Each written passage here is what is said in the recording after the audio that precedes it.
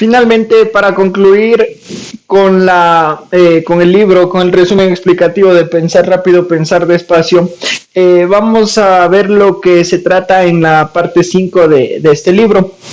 Se empieza hablando acerca de dos yo.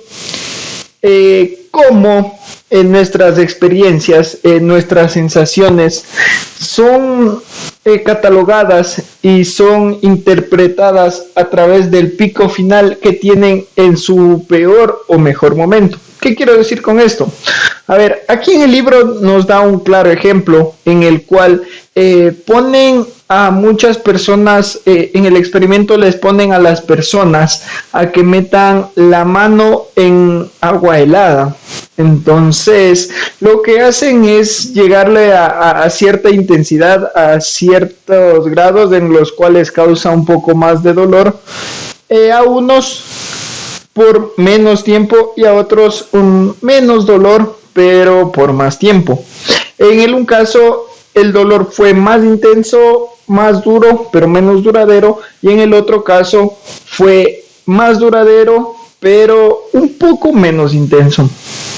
El resultado de este experimento, por lo tanto, es el pico final. Las situaciones en este sentido se juzgan más por el hecho que más sobresalió y no por todo lo que se experimentó en todo ese proceso. La duración, por lo tanto, del procedimiento no pesa tanto como el pico final. Aquí se habla entonces del yo que recuerda y el yo que experimenta. El yo que recuerda va a ser el que manda. La mente no engloba, no es capaz de tener todo el recuerdo completo, pero va a tener el pico final y ese va a ser el yo que recuerda. El yo que experimenta, por otro lado, puede ser que tuvo un largo periodo en el cual pasaron otras cosas, no fue tan doloroso, pero se va a recordar más del pico. Lo que pesa va a ser siempre ese momento determinado de pico final. La experiencia no es arruinada. El hecho de que tal vez tengamos una bonita experiencia y por ahí, no sé, me invento, vamos a un paseo y por ahí nos caímos. El paseo hasta que nos caímos fue excelente, pero la experiencia se va a arruinar por nuestra mente. El hecho de que nosotros recordemos eso va a pesar mucho más que la experiencia en todo su conjunto. Esto es una ilusión cognitiva poderosa que a veces nos puede hacer tomar malas decisiones. El yo que recuerda, por lo tanto, es el que registra el aprendizaje y quien toma las decisiones. Por eso la importancia del mismo. La duración no tiene mucho que ver. Pesará más lo malo que lo bueno, como hemos venido viendo ya en los anteriores capítulos. La vida como una historia. Estos dos yo tienen muchísimo que ver con los eventos significativos. A veces no le prestamos mucha atención al tiempo, sino le prestamos atención a registrar esos recuerdos, esos momentos, más que a disfrutar en sí del tiempo en el cual los vivimos. Un ejemplo claro son las vacaciones turísticas y la gran tendencia por la gente a tomarse fotos. Las vacaciones turísticas ahora en los estudios han determinado que lo que más va a atraer a las personas es donde puedan llevarse recuerdos, más que tener duración de momentos satisfactorios. Estos recuerdos, por lo tanto, son cosas que esperamos guardar, y el porqué de que siempre tal vez estar colgado en una cámara y no vivir tanto lo que se tiene que vivir. Esta es la explicación, que usamos mucho más el yo que recuerda. El yo experiencia resulta muy extraño, pero si pensamos lógicamente, este debería ser el yo que nos permita vivir esos momentos. ¿Por qué? Porque es importante disfrutar precisamente del momento. El bienestar experimentado es la evaluación versus la experiencia real. Ya vemos que la evaluación no va a ser tan cierta,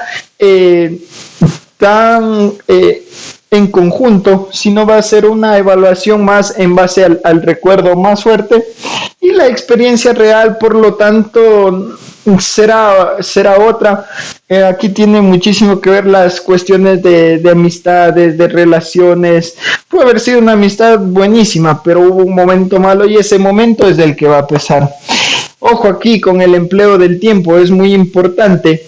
Se hablaba bastante de las situaciones de matrimonio, por ejemplo. No es el hecho de que las personas se casen equivocadamente o creyendo que no tienen amor. Lo realmente difícil es que en este tiempo, cuando uno ya se casa, dedica el tiempo a otras cosas, y el empleo del tiempo no va a ser tanto a las que en realidad disfrutábamos, o puede ser lo contrario, ¿no? Puede ser que con esta persona el empleo del tiempo sea mejor.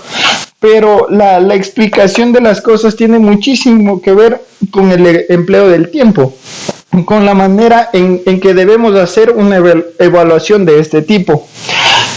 Aquí viene algo interesante. Más ingresos nos quitan un poco la capacidad de disfrutar lo sencillo. Es la capacidad que tenemos de adaptarnos a otras situaciones, y en el dinero no es lo contrario. Pensamientos sobre la vida. Como en muchas de las cosas que ya se ha visto aquí, influye la heurística del estado de ánimo. Hay un experimento importante. Bueno, primero que nada, a las personas a las que se les pregunta, ¿qué tal tu vida? ¿Cómo consideras que ha sido tu vida? Lo que normalmente responden es singular, es significativo, ya que se basan al último estado de ánimo. Aquí la heurística se basan a un suceso que impactó, si es de haber en la vida de esta persona, y no se hace una evaluación global. El experimento, viendo estos primeros resultados, les lleva a que pongan una moneda al lado de una copiadora para que estas personas que van a responder se le encuentren. Y eso obviamente dará cierta satisfacción, cierta alegría, porque ni siquiera es felicidad, es una alegría efímera el encontrarse una moneda.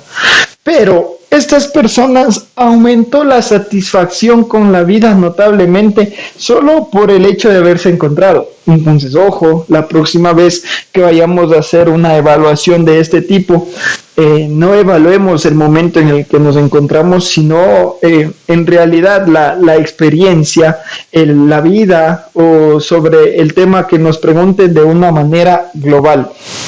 La misma situación puede ser buena para unas personas y mala para otras.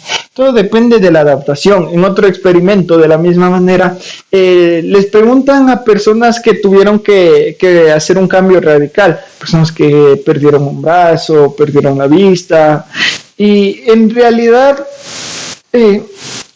les hacen las preguntas: a ver, ¿tú qué piensas? ¿Cómo se sentiría una persona un año después del accidente? Y las personas que en cierto modo no han vivido esto piensan que ya de largo toda la vida van a pasar mal, van a pasar tristes, y no, en realidad aquí depende bastante de la adaptación. Va a ser, mientras menos pensemos en el suceso, más nos podemos adaptar y podemos continuar con nuestras vidas con una nueva realidad. Una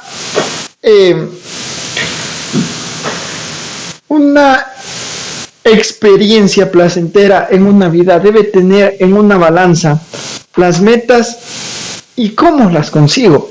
Porque por un lado es importante tener aspiraciones a las cuales uno desee llegar. Sin embargo, ¿qué tal? A ver, yo quiero llegar a ser el presidente de una compañía, pero para ser presidente de una compañía debo pasar 15 años en esa compañía en la cual no me voy a sentir nada bien. No sé qué tan bien se va a sentir el hecho de que se consiga esa meta si durante todo este proceso, ojo, aquí estamos hablando ya del yo que experimenta. vamos a llegar a un yo que recuerda a un yo presidente de una compañía con bastante malestar, tal vez con bastante estrés, con bastante cansancio. Y por otro lado igual, ¿no? El hecho de tratar de vivir una vida de por sí placentera, sin estrés, sin exigencias, pero sin ningún significado. Entonces, algo importante que nos dice Kahneman es que hay que tener un balance entre estas dos. También algo importante de recalcar, que tiene mucho que ver con lo que sienten las personas que sufren este tipo de accidentes o cambios radicales en su vida, es que ningún pensamiento es tan importante como cuando lo estamos pensando. Uno dice, y me voy a quedar ciego, y no, yo no viviría definitivamente así, yo no tendría vida. Pero los pensamientos son muchísimo más exagerados, hacen que parezca más importante de lo que en realidad son las cosas. El consejo es pensar menos y tratar de actuar más. Hasta aquí es lo que llega teóricamente a exponernos Kahneman, y por último nos da ciertas conclusiones acerca de los dos yo. Hay que balancear el yo que experimenta con el yo que recuerda. Los econos y los humanos, como también debemos tomar en cuenta, estar atentos para no caer en cuestiones de priming, el hecho de las propagandas, de la música que escuchamos, de esos pequeños detalles que sin darnos cuenta van moldeando nuestro inconsciente, y nuestro inconsciente a la vez nuestra forma de actuar. El Wishyati, el hecho de que hacemos las cosas o tomamos decisiones con lo que primero tenemos a la mano, la primera impresión. El marco estrecho, el hecho de no tomar decisiones en base a largo plazo, sino al miedo de hacerlo en ese momento. La visión desde dentro, el hecho de pensar que no nos va a pasar lo que a cientos de personas ya les ha pasado, lo que dicen las estadísticas, el hecho de encerrarnos en nuestro mundo y no ver que ya hay personas que han hecho ese procedimiento y les ha costado, ¿no? El hecho tal vez que sí, podemos ser un poco más talentosos, pero de igual manera tenemos que pasar por el proceso para llegar a conseguir cosas, para llegar a aprender. La libertad tiene un alto precio, porque en realidad se puede borrar propagandas con priming, porque se puede mostrar cosas que tengan un marco amplio y un marco estrecho. Se puede restringir este tipo de informaciones, pero en este caso, si se haría esto, se le corta la libertad al ser humano. Por eso dice que la libertad al ser humano, ojo, no al econo, tiene un alto precio. Los econos podrían hacer que todo sea de una manera lógica, pero estarían atentando contra la libertad de las personas, y este es un alto precio que se paga. Los dos sistemas, algo importante dentro de las conclusiones que nos da Kahneman es el hecho de que en las conclusiones habla bastante del sistema 1. El sistema 1, recordemos primero que el sistema 1 es el que se hace automáticamente, y el sistema 2 es el que ya va a prestar atención y va a tratar de resolver problemas más complejos. Pero sin el sistema 1, realmente no pudiéramos vivir. El sistema 1 es el que va afrontando y va simplificándonos el mundo de una manera extraordinaria. En su mayoría, entonces, el sistema 1 es beneficioso y nos ayuda a todas las cosas que hacemos.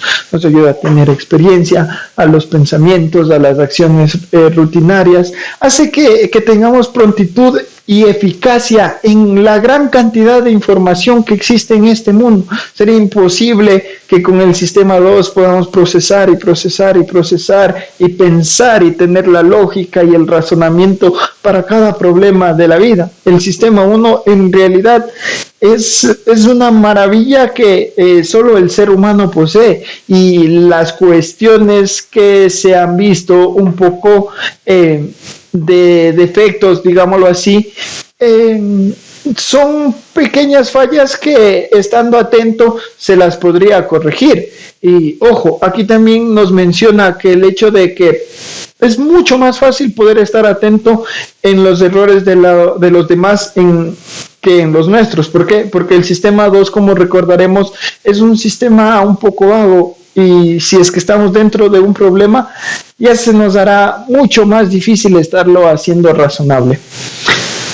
Entonces, lo que sí hay que tener en cuenta es que el sistema 1 debe funcionar por aptitud y tratar de evitar siempre que sea por heurística.